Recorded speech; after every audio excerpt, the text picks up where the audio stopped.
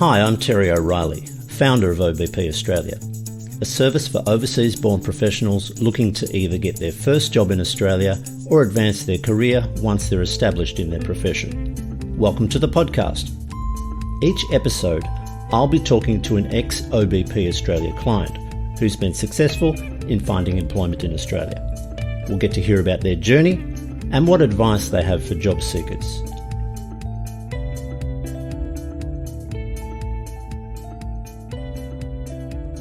Sally has 15 years' experience in organisational transformation and change management across multiple sectors, driving complex changes such as operating model change, technology adoption, organisational design, behavioural change, and cultural change.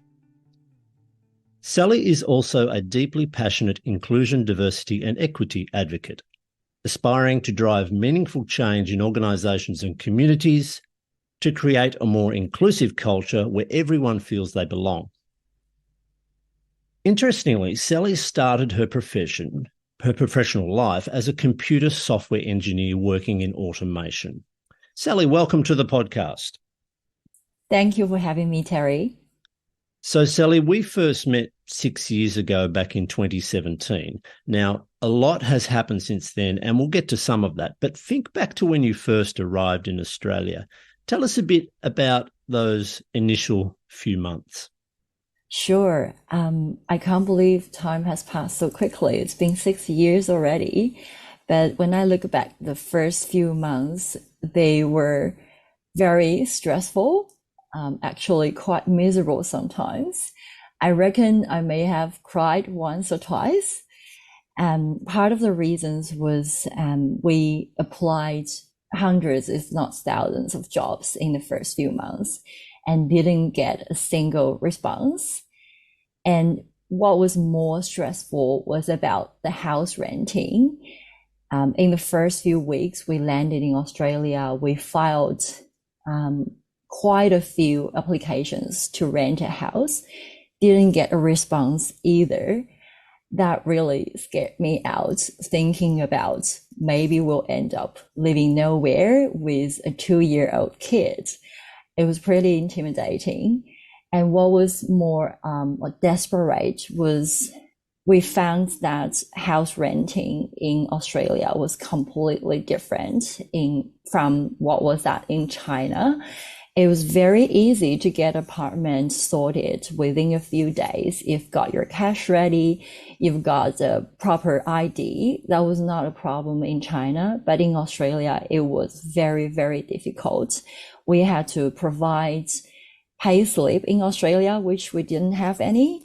We had to provide records of renting a house in Australia to prove that we're decent tenants and we're not going to miss any repayments, which we didn't have either. And we had to provide referrals from our employers, and we didn't have a job back then. We also couldn't provide any referrals.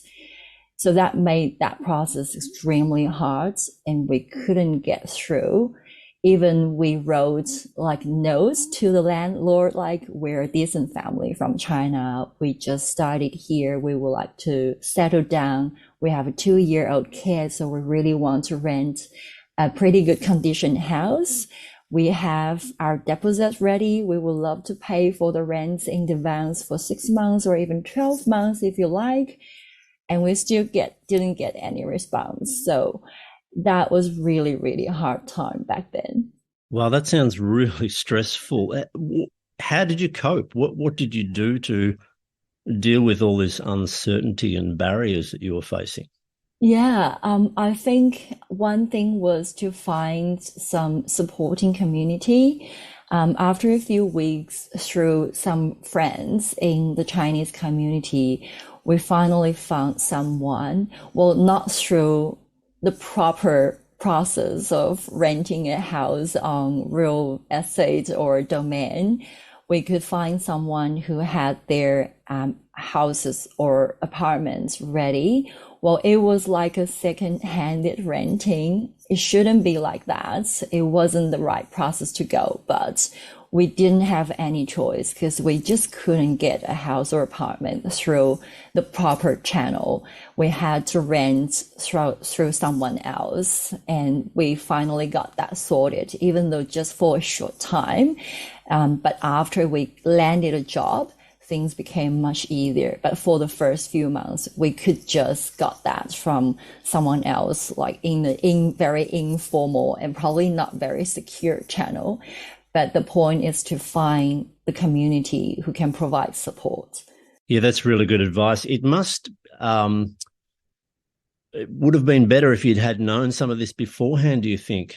If before you arrived, it would be great for somebody to fill you in on the difficulties with renting. That would be helpful, wouldn't it? Absolutely. That's the point. Because that was probably the trap we fell into, because we didn't have really good understanding, or we didn't do a lot of research about Australia, life and work in Australia. How was that like? And we made a really dangerous assumption, because we never came to Australia before we got granted the visa.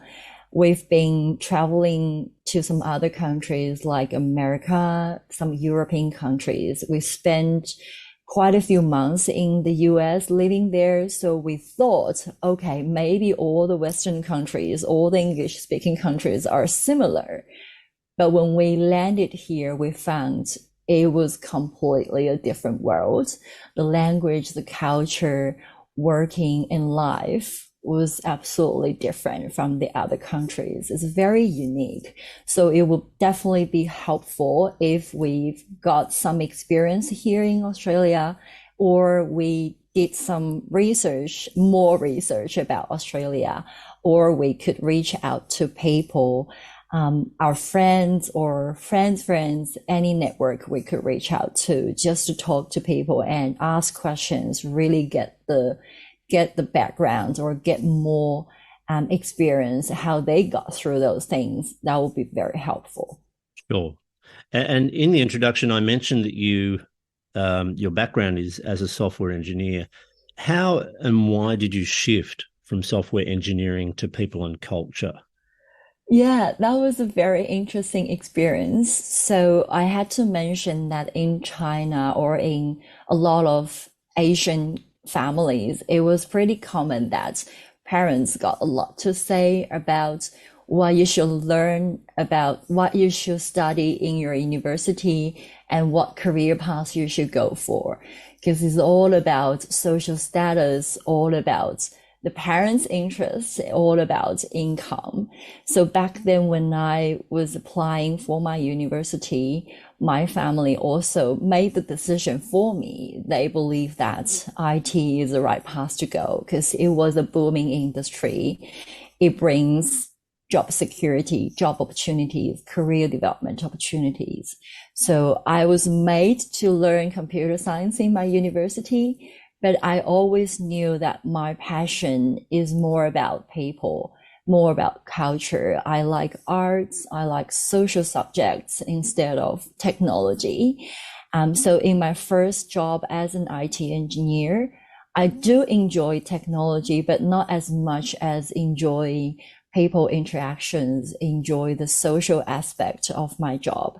So I decided to make the shift to people and culture. But it actually took a long time. I spent 5 years in my technical role, but I started to feel like finding my niche. I started to find my niche in that role. I'm really good at communicating. I'm good at interpersonal relationship. I'm really good at articulating complex technology problems to the customers, to the stakeholders. That's where I started to bring more people aspect to my role. I started to do more about like change manager role, to work together with the stakeholders about those technology solutions, help them to get through, help them to adopt the change. That was the first step. I started to shift from a complete technical role to more of a people engaging role. And then I also took a lot of initiative in my in my organization to lead a lot of people programs like corporate social responsibility programs, social clubs, corporate events as well, marketing programs, and get my hands on the other very interesting projects across the organization to build my credits and build my experience. And after a few years, when that organization started to have a dedicated role, they would like to hire a program manager working on the people and culture side to drive employee experience, drive employee engagement. And then I was at the top of the list they were thinking about, because I've already built my track records in my IT role. So that was why and how I made that shift. You must be quite an asset to an employer given your technical background. I mean, often we don't see people who are highly technical as being great communicators, but you have both sides. So to embark on a project that involves, technology change, not only are you good with people, but you have a deep understanding of what's required from a technical perspective. Is that fairly unique in people and culture, or would you say there are a lot of people with this double skill set? I think that was really unique, or I think at least that was my advantage, or that was my proposition I could provide to any employer I'm after. I think also that's the point, because now I'm a change manager, not specifically in people and culture or in technology. I'm in the transformation space now. And that's where I found my crossover to different functions. I realized that I have that ability to understand technology. And now often a lot of transformation, or even a lot of people and culture programs, they need to be enabled by technology. So I have both sides. I can understand technology. I can explain complex technical problems in simple language and communicate to people. And I also understand the people side. I know the drives. I know how to engage people. I know how to bring them on the journey and create an experience for them to understand the change. So I bring them all together and form my own package of capability and help advocate for myself to the employers. Yeah, I would say that's my unique proposition. And how did you get your first break in people and culture? Well, back then, it was in China, in my first organization. I mentioned that I spent 5 years in the first technical role. And then when I decided to move to people and culture, I took a few steps to get there.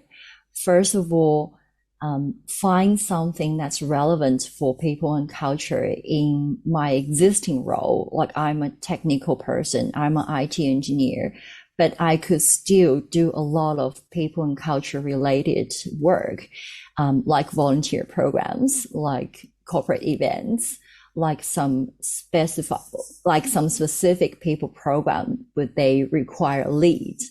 I would just put my hand up to lead those programs, to show my ability and show my leadership and build my network within the organization as well. And I think the second step was really about knowing the right people. Through those programs, being volunteer, being the leaders of those programs, I was able to work very closely with the HR department, with the senior leaders across the organization to really make myself visible. So when the opportunity came up, I was already able to prove that I'm the right person for that role. So I think the second point was really important, to know the right people. And the third point I would like to make was exactly, you don't have to be in the operational or in the hardcore HR role just to find the overlap between your current role and your target role in people and culture. For example, people and culture also has a lot of other roles. They have data analytics roles. They also have technology roles. They also have program managers. They also have strategic side of HR. They need to do change management. They need to do project management, etc. So you don't have to be a payroll officer, or you don't have to be a business partner to get into people and culture. You can be a technical person in people and culture. You can be a change. You can be project manager. You can even be, say, diversity inclusion advocate in the HR function as well. So find the overlap. So find the paths to get you from point A to point B. Finding overlap, that's really, really useful advice. I have a lot of HR, people and culture clients, and one of the difficulties is trying to translate what they've done in their first country so it's applicable here in Australia. Some have, presented with barriers such as, they don't understand the Fair Work Act or dealing with awards or unions or enterprise bargaining agreements. This is more in the HR side of things. How did you translate what your experience from China for the Australian context? Yeah, that's a really good question. I also found that barrier at the beginning as well, because my experience in China didn't ring any bell in a lot of organizations here. First of all, they may not know my previous employer.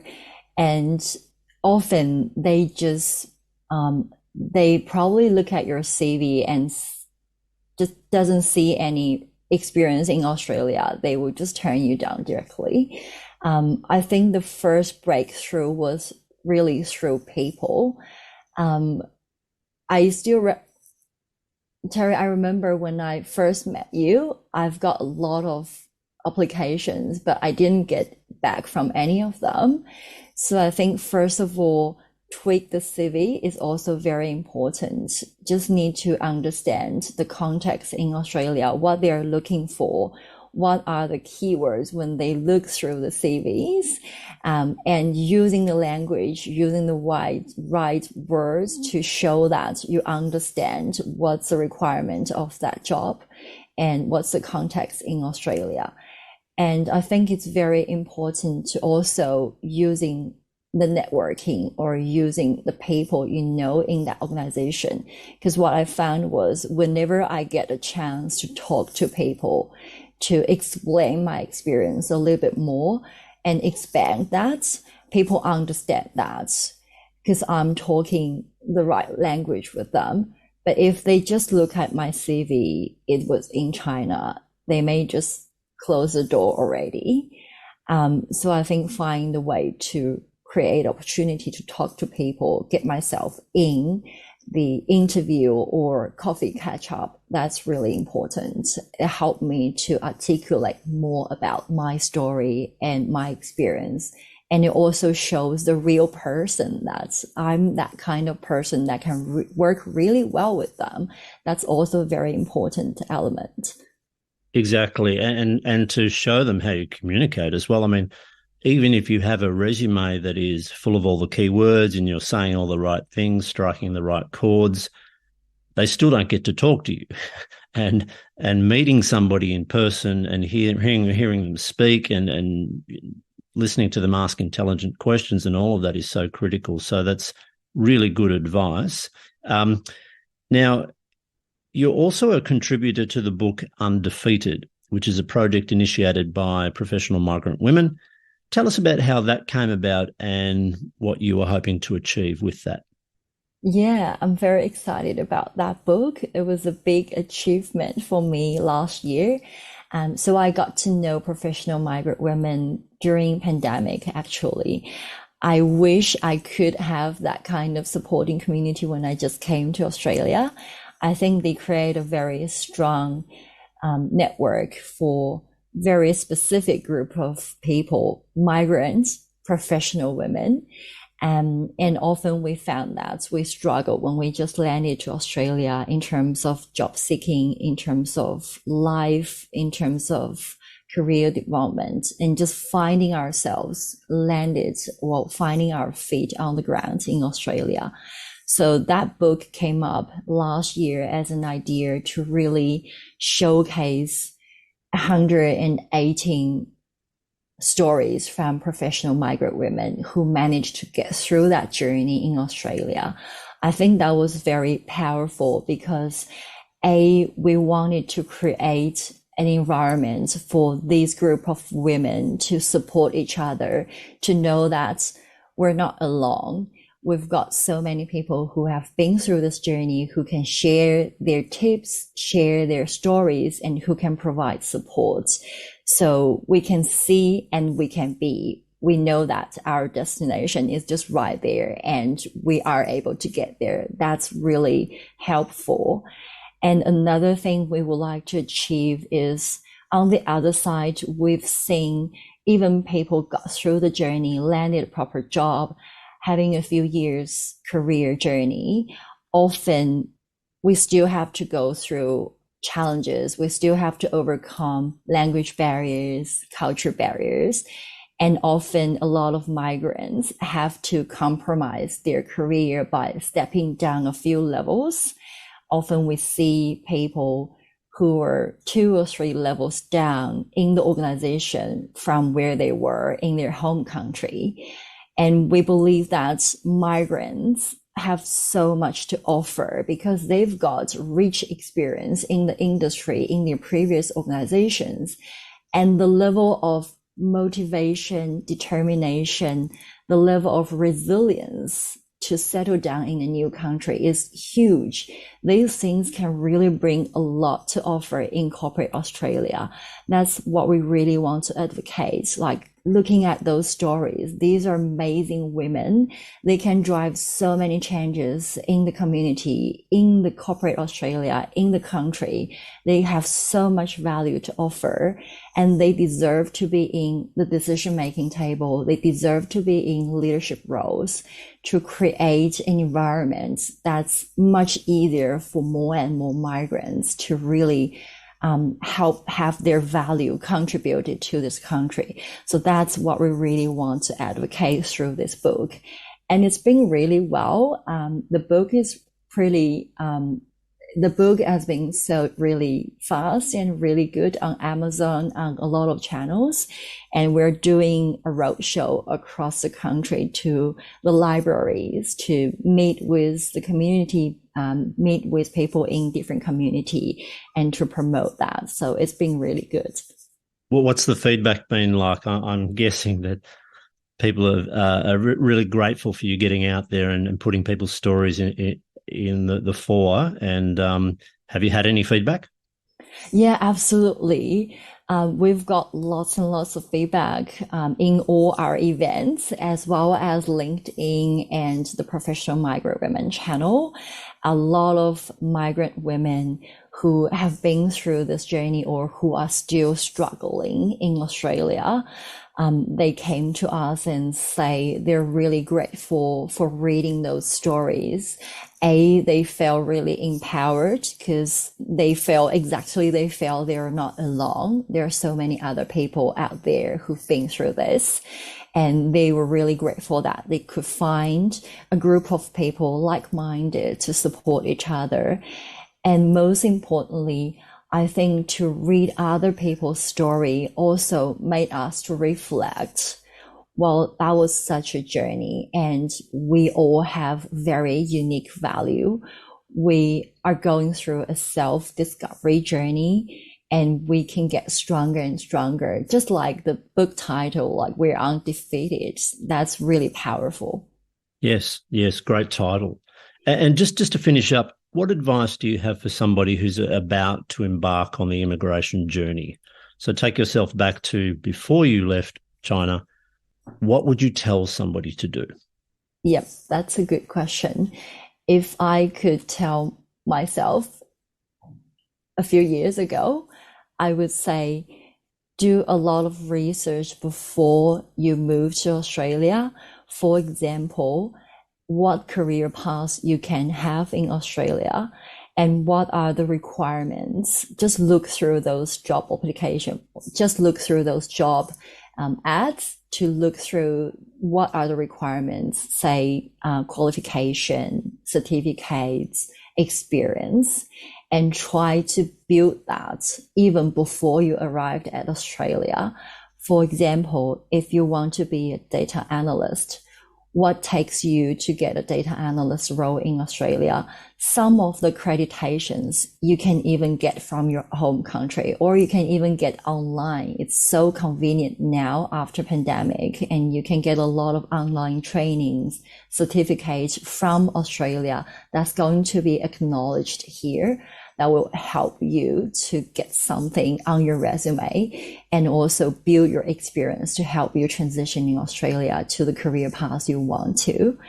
And I think the second advice is also very important, to connect with people in advance, connect with people in Australia to understand what's that really like. And it's not an advertisement, it's my real story, Terry. I think hiring you as my career advisor was absolutely the turning point of my job seeking. Before that, I didn't get any response from the application. But after meeting you, you shared with me a lot of information. How does the job market work in Australia? What's the tips to get through the CV screening, to get myself into interview, to have opportunity to talk to people? So hiring someone who know the job market, who have proven experience to helping people land their job in Australia. But whoever in the home country now considering move to Australia, they can start to do this kind of job counseling now. That will be very helpful. And I think last but not least is to really find the community. For example, I'm from China. I would have get into Chinese community, or if I would like to land a people and culture job, I need to look for who are the professional bodies in Australia. Is there HR community? Is there any people and culture community, change manager community? Get into those professional communities to help get to know people and reach out to a few people on LinkedIn, and just to prepare early, even before arriving at Australia. Excellent advice. That's really well considered, and everything you say really has a ring of authenticity, Sally, and I'm glad our conversations were useful, so that's great. Now, thank you for giving your time up today to have a chat. It's been wonderful, and I think your insights are going to be really helpful for everybody else. And congratulations on all the success you've had so far with your career, the book, and your life in general, and good luck going forward. Thank you so much, Terry. It was so lovely to talking to you. OBP Australia provides guidance and support with job applications and approaching employers, industry awareness, interview coaching, and language and communication. You'll also be introduced to your professional peers already working in Australia, so you can get the lowdown on what's happening in your industry or profession. If you're looking for guidance and support to find your next job, email me at terry@obpaustralia.com.au. Let's talk.